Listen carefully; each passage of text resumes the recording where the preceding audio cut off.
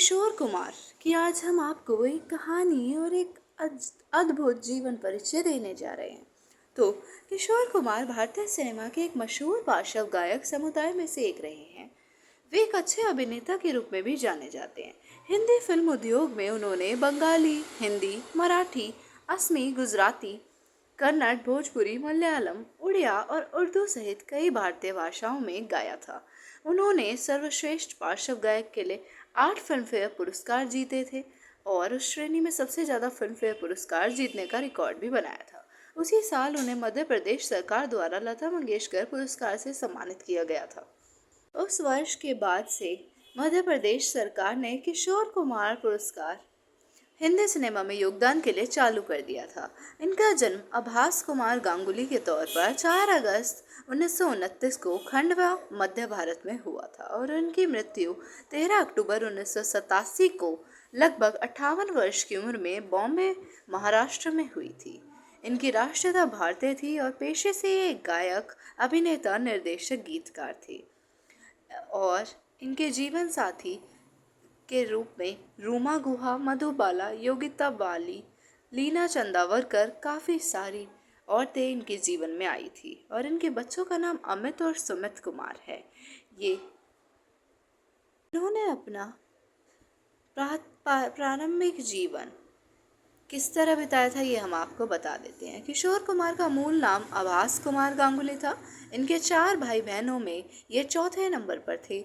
उन्होंने अपने जीवन के हर क्षण में खंडवा को याद किया। वे जब भी किसी सार्वजनिक मंच पर या किसी समारोह में अपना कार्यक्रम प्रस्तुत करते थे, गर्व से कहते थे किशोर कुमार खंडवे वाला। यानी अपनी जन्मभूमि और मातृभूमि के प्रति ऐसी श्रद्धा बहुत कम लोगों में दिखाई देती है। किशोर कुमार इंदौर के क्रिश्चियन कॉलेज में पढ़े थे और उनकी आदत थी कॉलेज की कैंटीन से उधार लेकर खुद भी खाना और दोस्तों को भी खिलाना। वह ऐसा समय था जब 10-20 पैसे की उधारी भी बहुत मायने रखती थी। किशोर कुमार पर जब कैंटीन वाले के 5 रुपये 12 आना उधार हो गए और कैंटीन का मालिक जब उनको अपने 5 रुपया 12 आना चुकाने को कहता है, तो वे कैंटीन में बैठकर ही टेबल पर गिलास और चम्मच बजा बजा कर 5 रुपया 12 आना गा गा कर कई धुन निकालते थे और कैंटीन वाले की बात अनसुनी कर देते थे। बाद में उन्होंने अपने एक गीत में इस 5 रुपया 12 आना का बहुत ही भली भांति प्रयोग किया। बहुत कम लोगों को 5 रुपया 12 आना वाले गीत की यह मूल कहानी ज्ञात होगी। किशोर कुमार ने 4 विवाह किए थे। विवाह की पहली पत्नी बंगाली गायक और अभिनेत्री रूमा गुहा ठाकुरता उर्फ रूमा घोष थी।